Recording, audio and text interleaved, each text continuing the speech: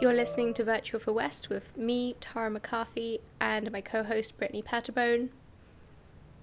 Today we're talking with Claire Jordan. Claire is a rare conservative millennial Londoner interested in politics and social issues, particularly the rapid changes we are seeing in the current year due to the internet and increased speed of transfer of information, and how this will affect society moving forwards. Thank you so much for joining us, Claire. Thanks for having me. It's great to be on. Yeah, it's good to have more girls talking about these sort of things on the internet. Yeah, exactly. Exactly. More, it seems that more are coming like out of the woodwork, I guess. The more that you see women on YouTube, more girls seem to go and watch them and then come out. And we see that there are way more than we thought there were. So it's great. It's optimistic. Mm-hmm. And where in the UK are you from? If you don't mind telling us, it's okay if you want to be non-specific. So I'm based in London at the moment. I'm originally from the countryside. So yeah, London is, I think everybody knows London. It's big. It's a great city, like a really great city. I wouldn't want to live anywhere else, but it has some problems which are not really being solved. They're just kind of getting worse. It's interesting to watch and laugh as much as one can laugh about these things. Mm-hmm. Yeah, exactly. It's good to keep a sense of humor, even in the most negative of times. Like, I even tried to keep a sense of humor when I thought that Hillary was when I legitimately thought she might win. But so it worked out though. So I'm curious, would you call yourself alt-right? And if so, I mean, I've noticed lately on Gab is a social media kind of similar to Twitter for those who don't know, but I've noticed recently there are a few girls who mention that there's kind of an aura that makes women feel like they're not really welcome in the alt-right. I'm just wondering, would you agree with that? And just your all-round thoughts. I wouldn't consider myself alt-right. There's some issues I lean right on, there's some issues I lean left on, and I try and look at finding solutions to things and independent of political narrative. I think the left-right thing it's become a false dichotomy that we used to just throw as almost an insult to somebody. And the term alt-right has kind of been used just to conveniently put people in a box that if they have inconvenient views, which is a bit of a shame. But I guess the movements that fall under alt-right come from the forum culture and the image board culture, where you've got there's no girls on the internet rule. And at the same time, like, feminism's taught us we kind of have to have special status because we're women, and it's reparations for the discrimination we face. We have special treatment. But the no girls on the internet rule has always seemed to be your opinion has got to stand on its merits. Like, it's stood on its values and how good it is. You can't use your femininity or like your woman card to make your point more valid. And I think it's not so much the alt-right saying, no, we don't, there's no women, we hate women. Although some people have been pretty negative, and I think not realized how many women are conservatives. I mean, more of us voted for Trump, like white women, majority voted for Trump. If the French elections were just women voting, it would be Marine Le Pen in a landslide. And the mainstream media, it just doesn't talk about these issues. So I think people can fall into the trap of ignoring women on the right because, it's come from a place where your gender doesn't mean anything to your argument. Yeah, that's actually a great point, because the mainstream media, they don't give any platform to women like us, as far as most people are concerned, we don't even exist. And when the media gives them a platform, they're attacked. Right, exactly. There was an interesting, on the BBC, I think it was on Mondays, they had a talk between a very left-wing commentator, Owen Jones, BBC woman host, and one of the editors of The Conservative Woman, which is a website commentary we've got over here. And even the host was attacking the Conservative Woman editor for the issue of it was equality of wages in women and how we need to set up more nurseries to fix this wage gap because we're so oppressed. And when the host is attacking somebody for being a conservative and for expressing conservative views, it indicates how far it's gone. I think the feminists are worse and the left or worse for denying the existence of women on the right than the right as itself. Yeah, exactly. I mean, one example is like the recent Women's March in DC. I know a lot of that was supposed to be a women's march, but in the end, it was essentially a liberal women's march or an anti-Trump march. So any woman, like over 50% of white women voted for Trump, but any woman who was conservative or had voted for Trump would feel unwelcome in that atmosphere, 100%. Or if you were like pro-abortion anti-abortion, for example, you would feel unwelcome there. So it's just interesting. Well, they banned them. Yeah. They just said you can't come. Mm-hmm. And that's in America, that's 46% of women. I think it's 2015 Gallup poll. 46% of women are anti-abortion in the US. Mm-hmm. So it's them saying it's representative is disingenuous. Exactly. On another topic, what was your experience of the education system in the UK, and did you feel it was at all like biased? As I'm seeing some news stories talking about how teachers are, telling children horror stories about Trump and things like that.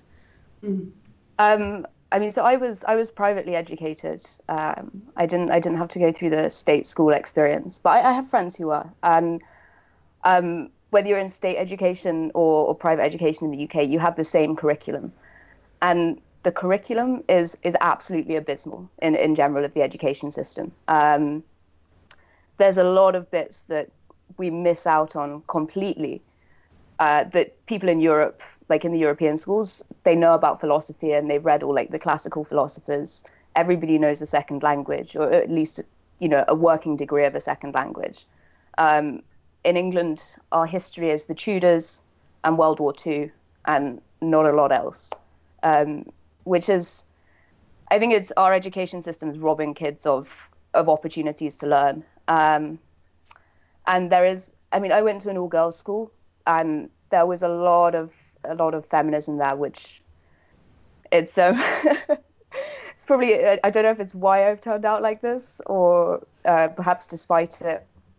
But yeah, I think it's a big problem. And our sex education now, I mean, we're teaching kids in primary schools, or they're discussing, at least, I don't know if it's come through, but the curriculum is about questioning, gender norms and traditions and sexism and racism, all this thing. And when I was a kid, you just didn't think about these things. You just get on with it. And I think by almost telling the children that it's a problem, they begin to think of it as a problem. And it's finding solutions for something that's been blown up. Like disproportionately. So being kind of submerged in feminism, is that what turned you away from it at your school? I mean, I was never in favor of it to begin with. I didn't really enjoy being in an all-girls school. Right. Most I of went my to one friends too. were outside. So I remember being told off. I think I must have been like 14 or 15.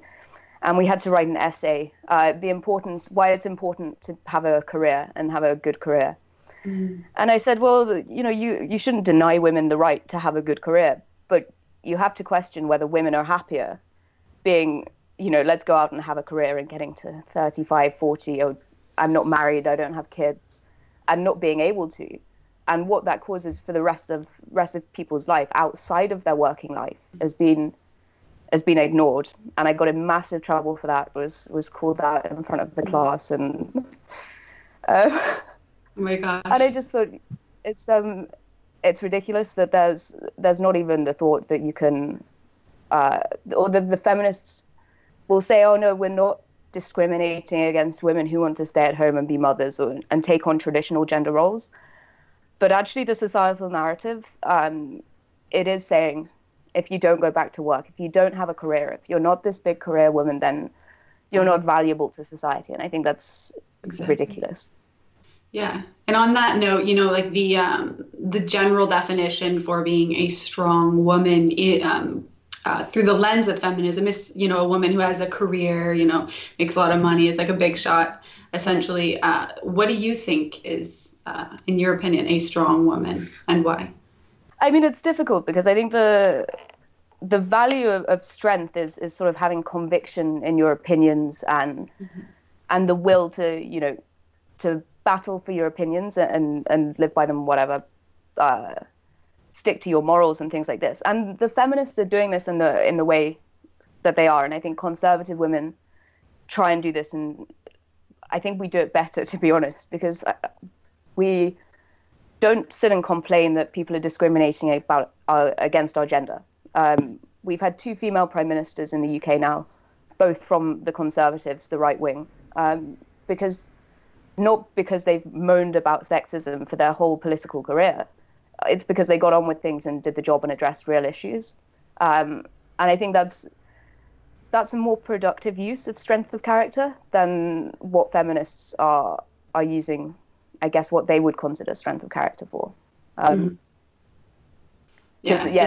make it a good thing, it's about the application, not just the strength. It's not like pointing all the negatives out in your life and blaming those for your failures or why you're not ahead. It's basically, you know, just forging ahead despite, you know, because everyone has hardships. It's not just women. Yeah. But sometimes you would think it's just women by the way people act. But that's great. We moan a bit more.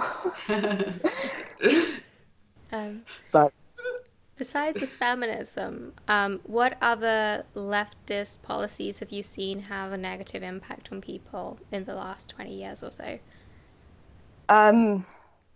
I mean, as well as the last sort of 20 years, I think in the UK, the big thing is our education policy. It's just in tatters. It was left-wing policies that got rid of grammar schools, which I think were really useful for sort of giving a better quality of education to kids who couldn't afford private schools. We don't have any trade schools. There's no trade schools. There's no apprenticeships. Or we do have them, but the way they're put across is so abysmal that we're not training anybody with manual labor, because everybody, especially under Tony Blair, he wanted 50% of people to go to university. When for the jobs market, 10 to 15% of jobs are for graduate level. So you've now got this huge expansion of the university system, which the government couldn't pay for. So now we're paying for it out of our fees. Like, university used to be free in England until Tony Blair. That's been destroyed. Like, the value of education, I think, has to some degree been destroyed in the jobs market. And the immigration issues that we're having at the moment, it again could have been prevented. I think a lot of this stuff with the EU, it could have been prevented if Tony Blair had said, no, we're not going to take unlimited immigration from the EU. If we'd have used our veto powers back then. But then I think there's a lot of things Tony Blair did that you can say, of course, to the issues today. It's difficult, but I think it's because I'm not working class. I don't want to. I'd probably miss out a load of things that really could be done better, because the NHS is abysmal, and nobody's talking about actually improving the systems behind it. Because the frontline staff are doing their best, and they do a good job most of the time. But the management and the systems and how it all fits together, the logistics is just broken for all of our public services. Yeah, and the NHS is the government-run healthcare system in the UK, right? Just in case some listeners don't know that. And I think you're right. It is probably the middle class and the working class, I would say, who have suffered the most as a result of leftist policies, because the middle class end up having to pay all the taxes. Because, of course, the upper class are rich enough that they can do tax avoidance strategies that cost... I mean, it's once you get to a certain level of earnings, it becomes cheaper to pay an accountant than it does to actually pay your taxes. Mm-hmm. It's the joke that a good accountant will save you money, and it's entirely true. Mm-hmm. Whereas, most people don't have. If you're working as a salaried employee, even if you have an accountant, you're probably not going to get away with not paying tax. You've got to. But the ways people do these things are interesting, to say the least. And I think we'll get more, this is one of the good things, I think we'll get more exposures of like that, like,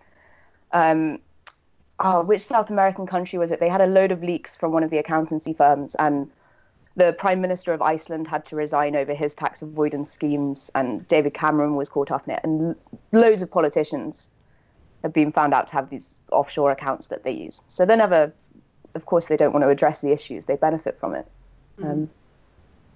Yeah, and also infinite creativity, you know, there are infinite numbers of tax loopholes. This is the thing. You know, the more you cover, the more you block, the more they create, so... Yeah, I think it's, I mean, this is why Trump's policy is just, let's just have a really low rate of tax. So actually, you know, the amount of time and energy you spend avoiding, if you've got a system that's low tax with simple rules that you can't have loopholes in, I mean, it's with international companies, yeah, you're always going to, but if you start taxing them to bring profits into the country, or take profits out of a country, then if you can sort out a system without loopholes, which is hard, but if you have a system with low tax, that you don't have so much incentive to avoid it. And if the government stops spending tax on, if they stop spending tax on stupid things, then, you know, or at least be more efficient with their spending, there's less incentive for individuals to avoid tax. Because it's an argument I hear a lot is, you know, why wouldn't I avoid tax when they spend the money on all this rubbish? Yeah, right. I know this is probably really prevalent in the UK as well, but in the US, it's kind of, people chalk up like traditional, you know, like masculinity, femininity to social constructs. Do you think there's been a decrease in masculinity in men and femininity in women as a result of this? And if so, do you think that that's detrimental to our society?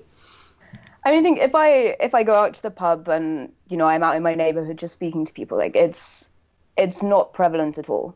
But if you go into the universities, it really is. And that's what's worrying, is like the complete rejection of gender norms. Right. And what worries me is the people doing this, you know, some of them are going into the real world and waking up and realizing that this is not how people work. This is not how society works. You can't keep up with the cognitive dissonance from it. You're getting some people wake up like that. But other people, they're going into work for public policy areas. They're going to work for think tanks and charities where these views are just being reinforced and reinforced. And they're dictating how society is being run. And I think this is what's causing the problem, is that the people that are forming policies and that are running government are starting to believe these things. But the general population just isn't buying it. If you talk to people on the streets, they don't buy it at all. It's the social justice, you know, 3 genders. Most people just laugh at it. And I think if anybody goes up to somebody and they're like, I'm a gender neutral, third gender, like agender, you get laughed at, even in central London, to be honest, by most people. Yeah, again, these kind of things just might seem more prevalent than they are because they're given, you know, the microphone, you know, and a platform. So it seems like, I think it's shouting on the internet, but it's moving over, and equalities departments in companies as well. Like it's a minefield, and the government putting out like policy advice onto, you know, how to adapt for this, that, and the other, and make a more gender neutral, gender inclusive. And I just think it's get on with your jobs instead of worrying about to me, sane people don't really worry about or think too much about their masculinity and femininity. It was just a given. Like it has always just been a given. And I think people have just started, you know, got so hooked up on this. And I think the people who are completely rejecting it, there's, I think, not to be disingenuous, but I think there's often underlying problems with that. Like it tends to come along with people, I've got ADHD, or I've got bipolar, or I've got, you know, this and that. And I think it's a symptom of those underlying problems rather than anything. I hope, at least, to be optimistic that we can, because normal people don't seem to be affected by it. People who are disengaged from politics and Yeah. The conversation kind of started with feminism, though. But the thing is, in, the Western world, we had equality already. Like, women had all the rights that men had. So essentially, they had to create problems to solve. So there weren't any problems. They would just create them. Because otherwise, there would be no conversation. Like mansplaining, manspreading, these like absolutely asinine things. They had to create them. I them. love those words. I always use them to I know. with my fiance. Oh, you say stop mansplaining? Yeah. I'm like, you're mansplaining again. Oh my God. It's just fun. But there's the thing, we used to just have the word patronizing. Like, I thought mansplaining is just a gendered word, a gendered way of saying patronizing. Yes. But even then, it's not a gendered way of saying patronizing, because the root of the word patronizing is pater, from the Latin for father. Yeah. So it's still mansplaining, just the Latin way of saying mansplaining. Yeah, and someone else pointed out that maybe they should call nagging womansplaining.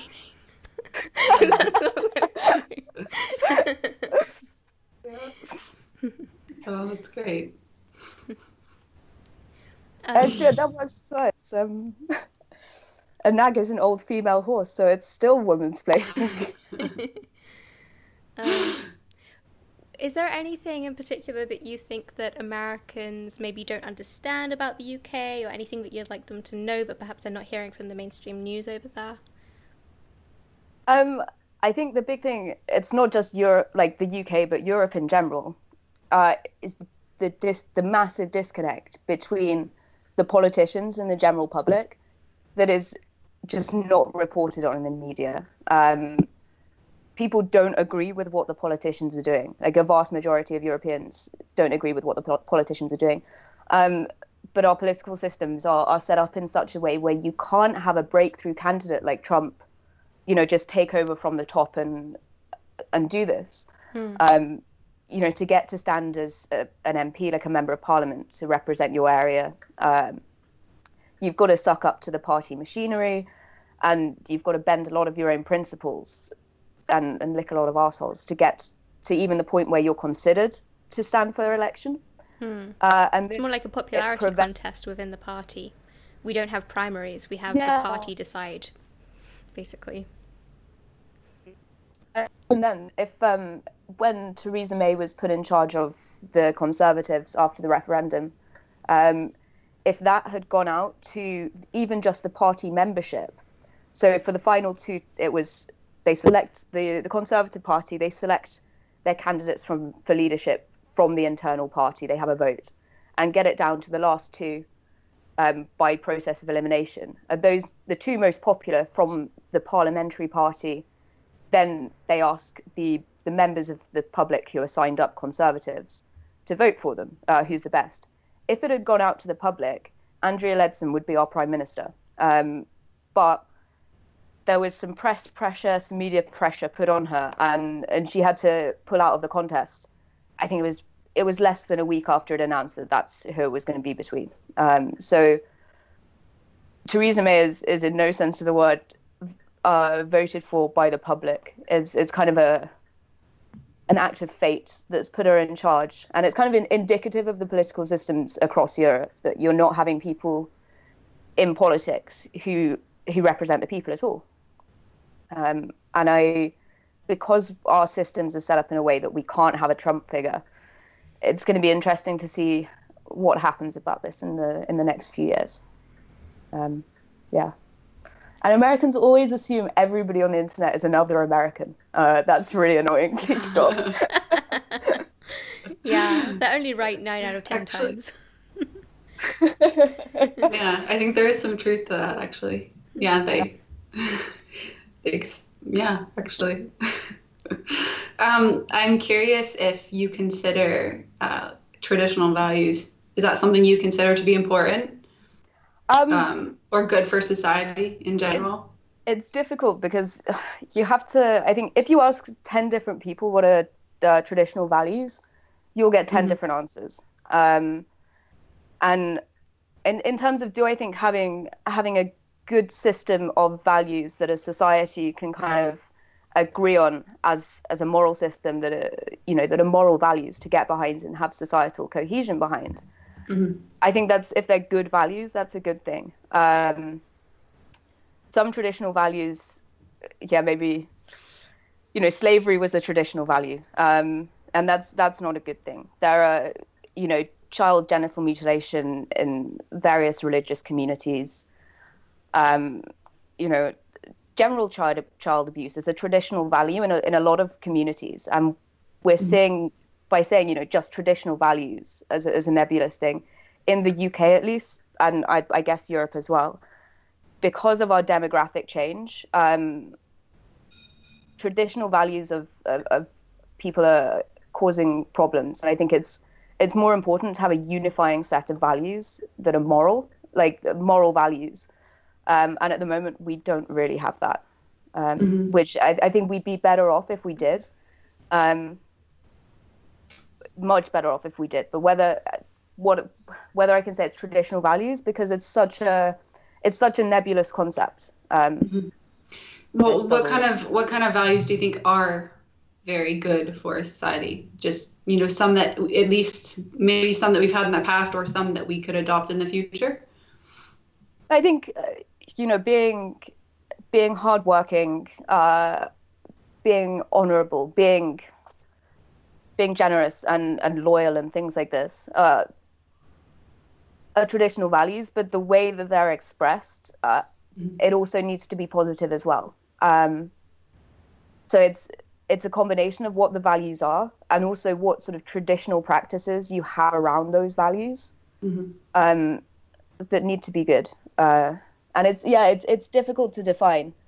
Well, like the difficulty with saying something like, we should have good, hopefully good moral values in our current society, is that the right and the left have a completely different conception of morality. So what the left thinks is moral, the right absolutely does not. Like, for example, in the US, we have two different Americas pretty much right now. We think that Donald Trump is good for our country. They think he's Hitler. So it's just, but down to everything. Like, personally, I think that abortion, I believe it's morally wrong. Someone else would, many people would think that it's not morally wrong at all. So the conception is completely different, and therefore we're never going to agree. We can't be cohesive. We used to be as a nation. I think when we adopted kind of, more traditional Christian values. People have, because we've, Christianity is, at least like traditional Christianity, certainly in the UK, we don't have it anymore. Even the Church of England is an absolute chaos at the moment. Can't be the correct word. Sorry. Yeah. It's a church for blackjack and hookers and divorce and prostitutes. So what do you expect? It was set up as a protest against the, what some would say is the conservative orthodoxy of the Roman Catholic Church. So it's interesting. In the meantime, we're seeing more and more sort of different religions come in. And it's not just the Muslims. We've got a large Hindu population, a large Sikh population. You just don't hear about them because they're not causing problems. The way they express their value system has not been so tied to cultural practices. And I think there's even white British people, we struggle to distinguish cultural practices from traditional values. We've been having a big debate in schools about, should we be teaching kids British values? And we say, yes, we should teach kids British values. And then you try and define them. And on most pages, on most school websites, it's just got page coming soon. Nobody can define these British values anymore because it's been lost. And I think a lot of that's a loss of religion. But I think it's beyond the point where we can go back to using a sort of a biblical religious system to base our moral values on. We need to sort of base them on, at least in the way that general society is run. I think it's very difficult to say that we have to base things on sort of biblical Christian values rather than a lot of the way that Christianity is developed in the West has been from the translations of the Greeks and to some extent Roman philosophers. Because that's how Christianity in the West started. So even the quote unquote Christian values we have at the moment are based on something that's much older than that. And getting a grip on that much older thing that seems to sort of remain stable, I think is important. Yeah, because I mean, even logically, I think you can examine what is helpful and what is beneficial to society, what morals, if you embrace, they will be good for your society. I think that's just, you can logically determine that. But, many people just, wouldn't agree because they'd say that, oh, that goes against my right. Like, a woman will say it goes against my right, it's, as a woman to like make my choice or something. But so it's just, we've lost the ability to agree on anything anymore. The left I think they seem to spend a lot of time talking about rights and almost no time talking about responsibilities. Maybe rights and not what is right, but what, but rights. But the responsibilities, it's like with the abortion issue, like I'm anti-abortion. I could never have an abortion. Do I think you have to have it legal? Nah.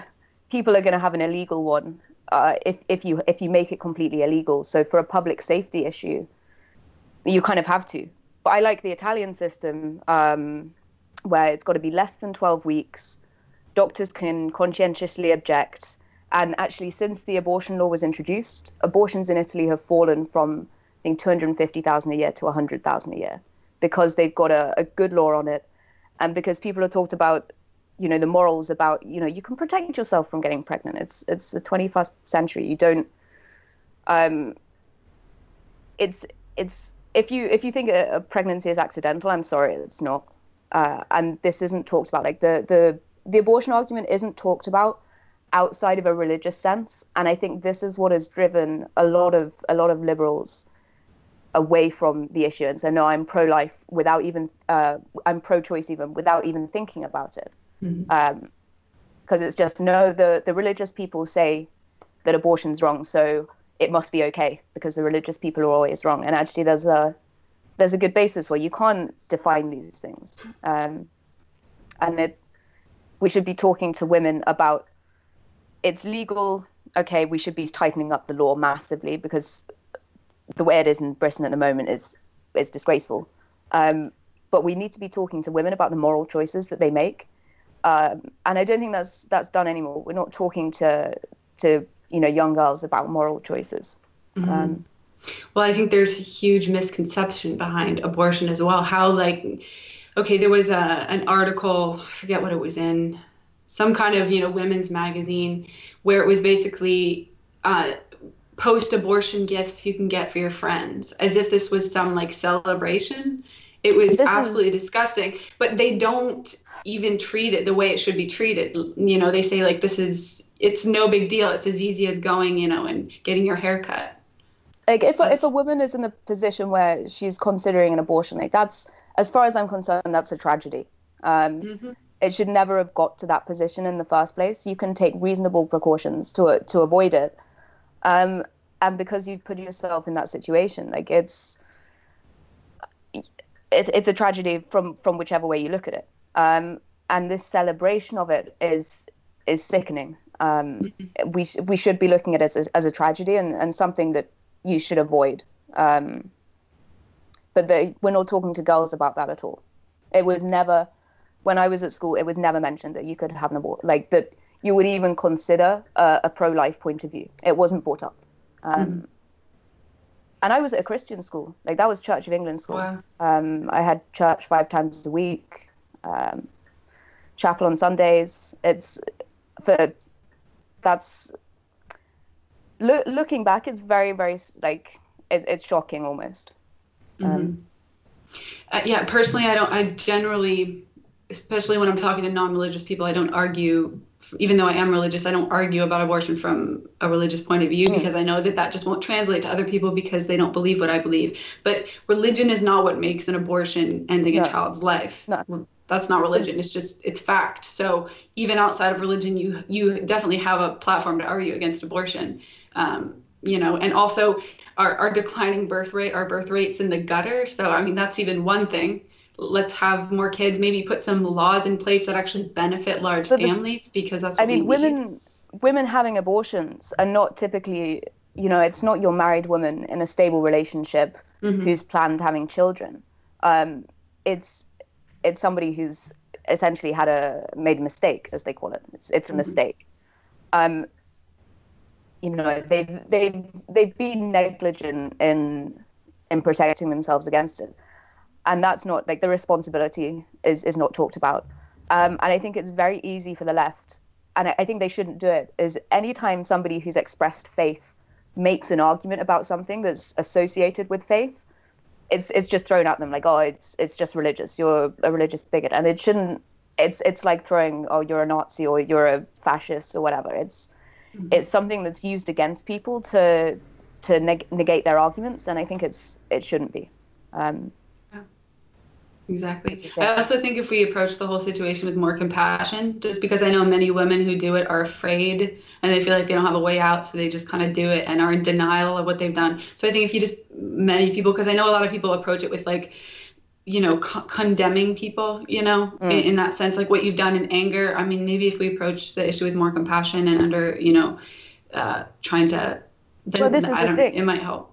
Is equally, I've got friends in Britain who've had abortions at early stages, less than 8 weeks, where it's a procedure by taking a pill. It's not a big medical procedure, or it still is, and it's still killing a child. But they could have been avoided with the morning after pill. If they'd have gone the next morning to the pharmacy and taken the morning after pill, they wouldn't have been in that situation.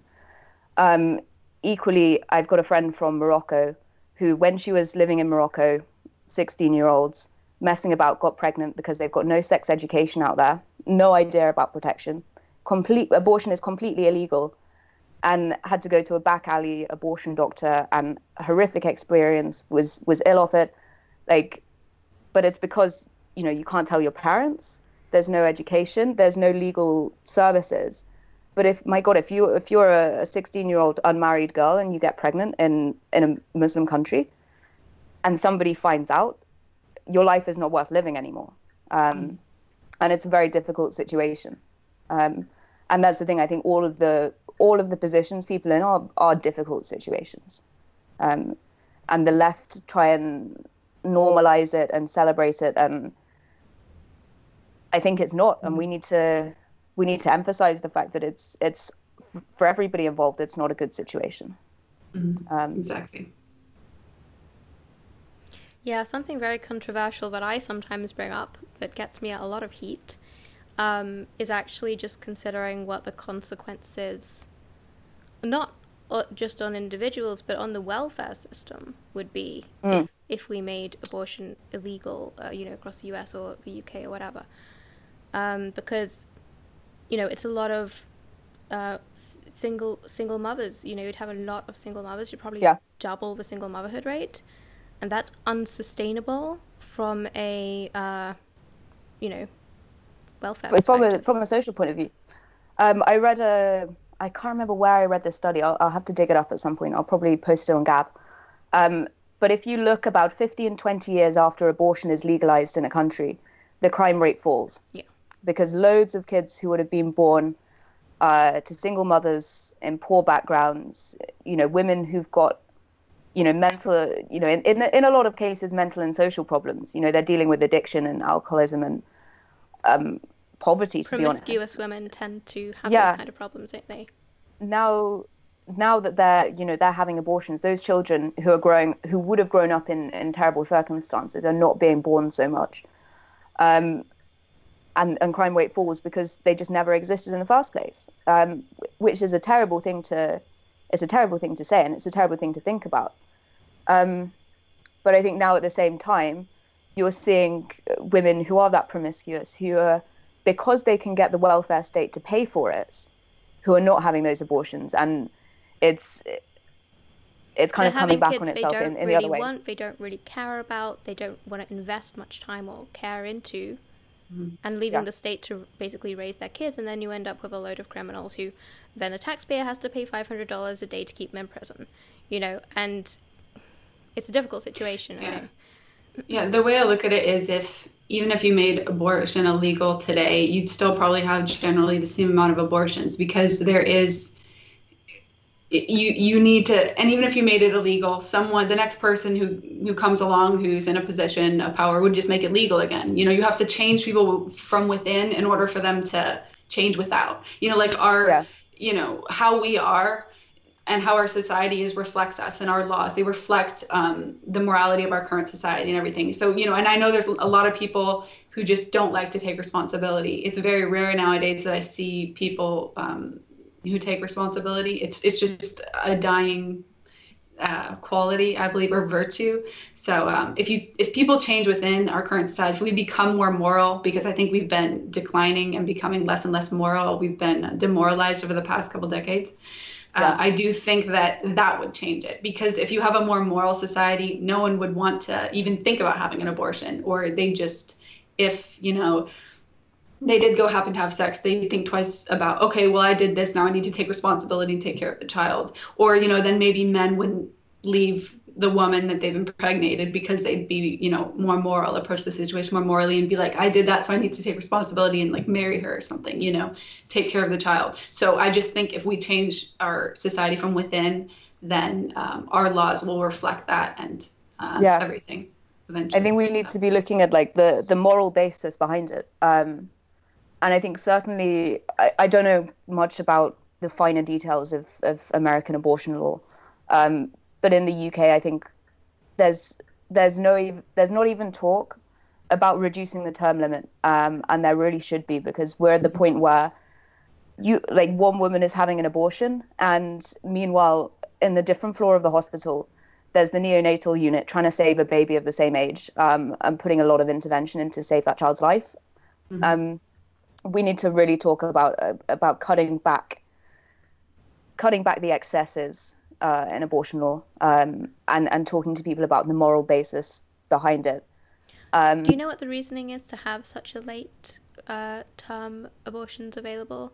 I think I might have read that it has something to do with the when they have horrible genetic disorders or something. When it was introduced, it was about fetal viability. So it was when I think when it was introduced, it was 24, 26 weeks. I think maybe even 28. But it was basically a long time before medically the fetus was considered viable, or the baby was considered viable.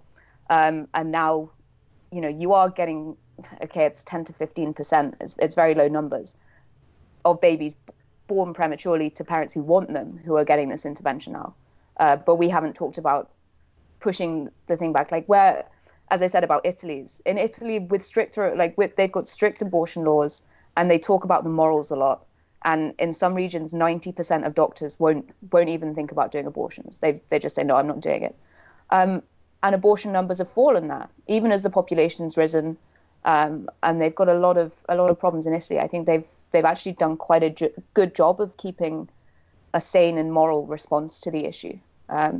Because you don't want 16-year-old girls going into back alleys and having some crazy unlicensed person performing an abortion on them, because I think that's what will happen otherwise.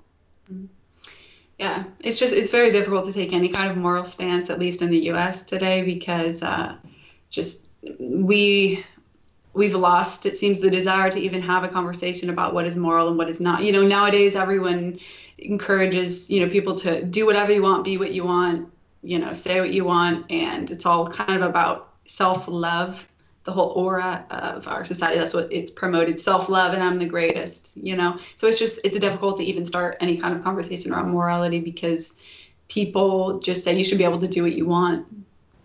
So, yeah. We'll see what happens. But I mean, like you said, the pro-life marches and everything, they're massive still. Like in the U.S., they had one in D.C., they had one in San Francisco recently, and there's thousands of people. So there are still a lot of people who care about this issue. So, it's the issue about freedom at all costs, and this is what the abortion thing is. And there's a lot of talk about people's rights and what the government should be doing for them. And nobody thinks about, the mainstream discourse is no longer about people's, what is your responsibilities and what are your responsibilities to society. It's kind of, what can society do for me? How is society oppressing me? why is everything else problematic, but not me, not my actions. And I think that's a product you hit of the nail on the left-wing head. narratives. Mm-hmm. Yeah, you hit the nail on the head there. I think people have forgotten that when everyone contributes, you like work as a team, then society is going to flourish. Now it's more like, yeah, what can the system give me? But I think that's also a result of there being less large families, because before then you used to be able to work in a unit and you would know how everyone would contribute to make it work. Like I know because I come from a large family, and so I know the system, like how it would work. But nowadays, like we don't really have large families. It's like 1 kid, 2 kids. So you kind of like you're not grown up to. It's almost like a little society if you have a big family there, and you kind of learn how it works. But yeah, I think you're exactly right there. It's a great point. I mean, now kids it's just shipped off to school, or shipped off to nursery. It's one of the big things we have in the UK at the moment is free nursery places. Every child or every parent should be given money to send their child to nursery, and I think maybe they should be looking after their own children. Yeah, I think it's probably damaging to children. Sure. Yeah, there seem to be a lot of. I haven't actually really looked into it, but I keep hearing about different studies. Some are done on animals like monkeys and things, but lack of maternal attention basically prevents mammals from being able to form strong relationships when they're adults, and this is exactly what we're seeing. We're seeing these people who just can't bond in a monogamous way. They're just like on to the next person, and that is a breakdown of civilization. Like if we don't have people marrying, we don't have people having children, we don't have a civilization. We're just savages, basically. I mean, I think both genders are. I think there's a lot of blame put on feminism for the breakdown of marriage, and I think to some extent it is feminism, but it seems to be people have given up. They've kind of taken the Disney view of marriage and relationships that everything's like a fairy tale and everything's magical and wonderful, and actually relationships take work. If you from family relationships that sometimes you get pissed off with people and all this sort of thing. And to make a marriage work for 70 years, my God, you've got to put up with a lot of. It's not something you can just. It's not something you can do without accepting, without both sides accepting that you've got to put a lot of work into that relationship. You're not always going to be happy and in love, or I mean, you won't always feel like you're in love. Like everything that is good. I think all kinds of love, at least I always thought, are born, through like suffering and pain. Like you have a child, and it hurt, there's a lot of pain before then. Or like even like, for example, I'll just say me writing a book. Like I have to go through so much hard work. If it was easy, if it took me 24 hours, I wouldn't even appreciate it. But it's like a marriage. The more work you put into it and the more that you go through together, I think it's defined almost more by the bad times and how you act in them. Then the more you're going to appreciate it and love that person. Yeah, I think so. And I think what's also been kind of lost with the Disney fairy tale narrative is that a lot of life is just really boring. You're not doing much. You've got a routine. You're cooking or you're doing the washing up, and appreciating those times that are the mundane as something that I think has been forgotten a lot. There's not people find these. It's easy to get angry about them and have arguments about them and whatever, but it's the mundane is the day to day is what you have to learn to appreciate, because that's most of your life, and I think people have the left seem to have forgotten this in their wild pursuit of crazy things. Well, it's very glamorized. Yeah, the truth behind it isn't shown. But I think also that's why it's important, probably, marry someone who you get along with really well. You love their personality and you guys can talk about a lot of things all the time. If you just are attracted to each other and, think they're good looking, it's going to burn up pretty fast, I think. Because then you'll just realize, I think it's the importance of laughter. Like laughter about everything. Exactly.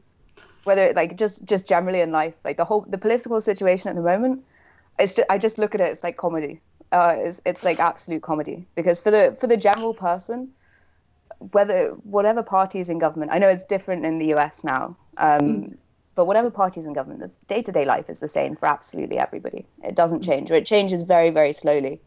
And what the politicians get up to is pretty funny. I think what's going on, you have to laugh at it. Otherwise you will go insane like the left. Yeah, I agree. 100%. Keep a sense of humor. I'll have to be the serious one then. I mean, I guess I laugh at things now and again, but it seems like there's something really horrible happening, a slow-moving disaster, as it's called, and yeah, it's quite horrible. I think sitting on the internet and reading forums and reading the newspapers, the fake news narratives that come out, yeah, like it looks pretty terrifying. But if you go out and talk to people, like you talk to your neighbors, you talk to offline friends and stuff like this, actually most people it doesn't affect their day to day. And we've got so caught up in this huge kind of crazy political narrative that this is, it's so serious and the be all and end all. And now we're not under threat of like Hillary Clinton starting a nuclear war with Russia. Like, yeah. I'm just so relieved. That's good.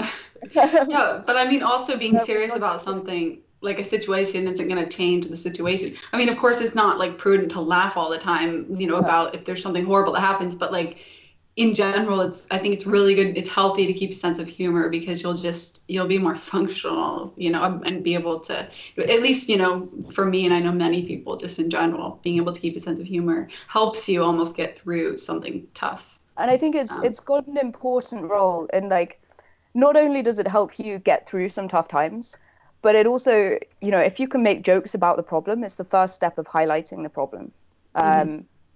Joking about difficult subjects, it highlights the problem and it shows you that there's something that you probably need to think about. Talking about joking, actually, what did you guys think of the Milo issue? I think, I don't want to sound like I'm defending him. I think he's got pretty dodgy views on hebephilia, which is adults being attracted to teenagers. I think he's got some pretty dodgy views on that. As a a victim or somebody who was fiddled with as a young teenager, allegedly, he claims. No wonder that he's got rubbish, pretty awful views, to be honest. Like there's no two ways around it. That he made jokes about grim subjects in such a way as to imply he condoned them. Whether he does or not, I think he'll never admit to it now. What his true opinion is, we'll never hear anything. He's a media figure, and I think people forget this a lot about Milo. Is he's had a long career in journalism. He's had a long career in the media, and he's got a very, very sculpted, or has until now, a very, very sculpted public persona. And I'm sure if you looked into it, there's a lot of views that he has that most people on the right wouldn't disagree with. Do I think his alleged experiences as a teenager influenced his views? Yes, probably. But it doesn't make them acceptable.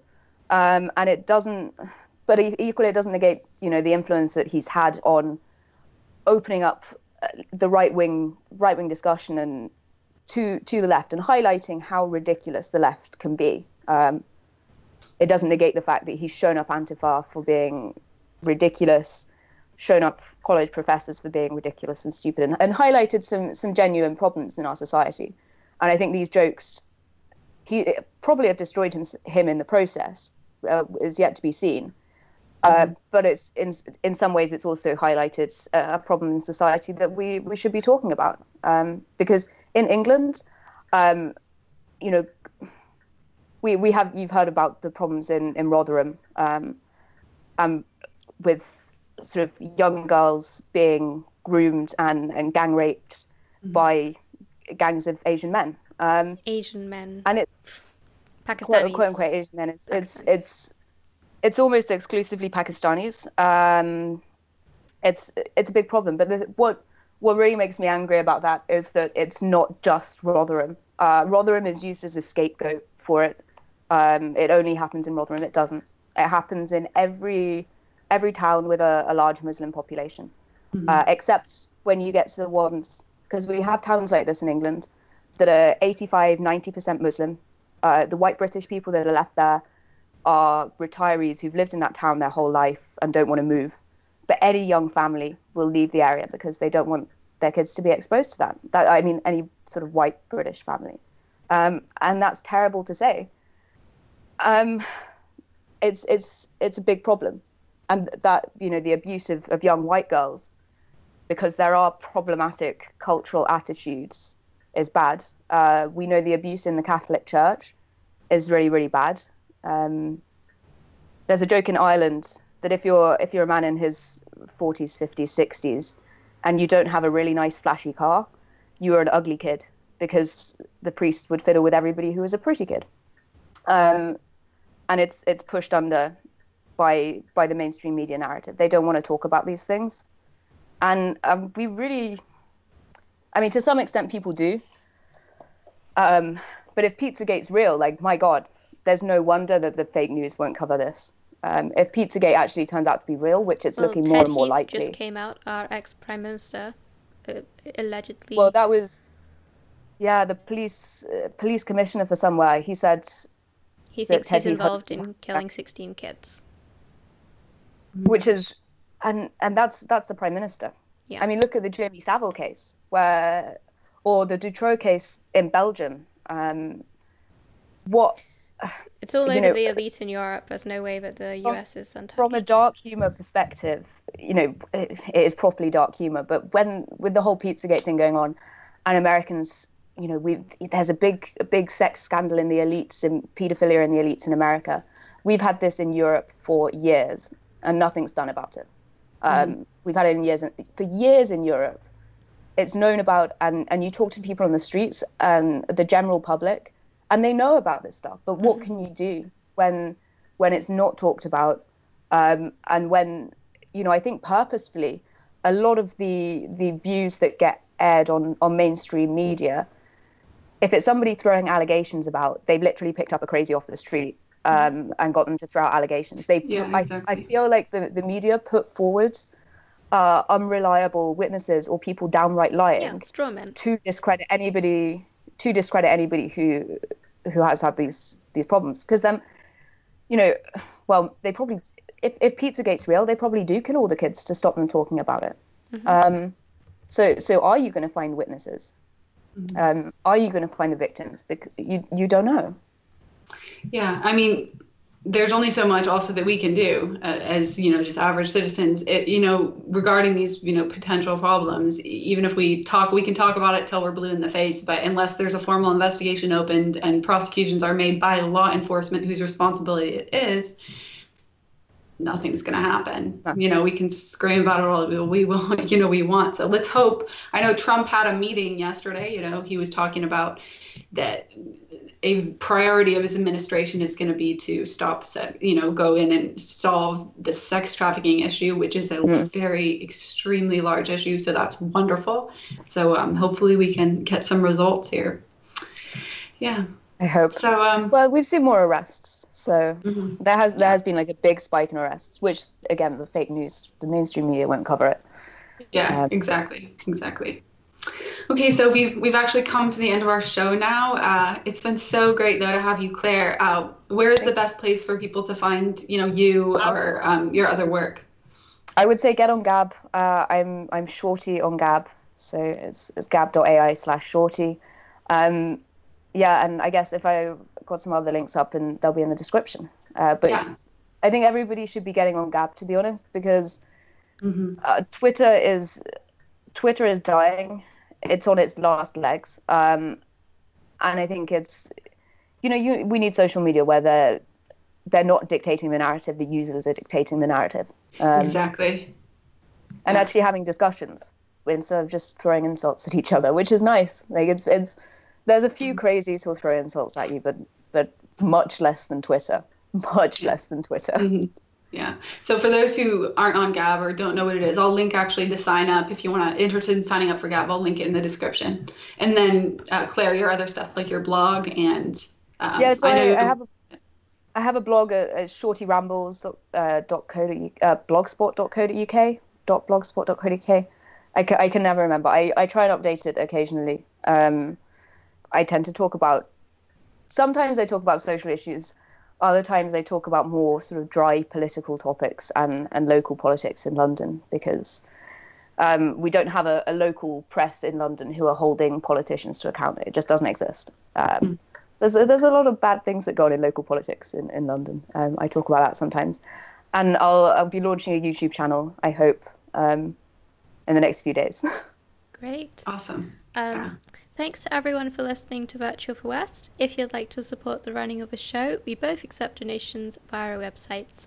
Links are in the description, and you can find Brittany's award-winning book, Hatred Day, on Amazon, Barnes & Noble, and Audible. And remember to check out Tara's other podcast, The Reality Call Show, for in-depth interviews with scientists, philosophers, and thought leaders. Thank you so much for listening, and thank you once again, Claire. Thanks very much. Thank you.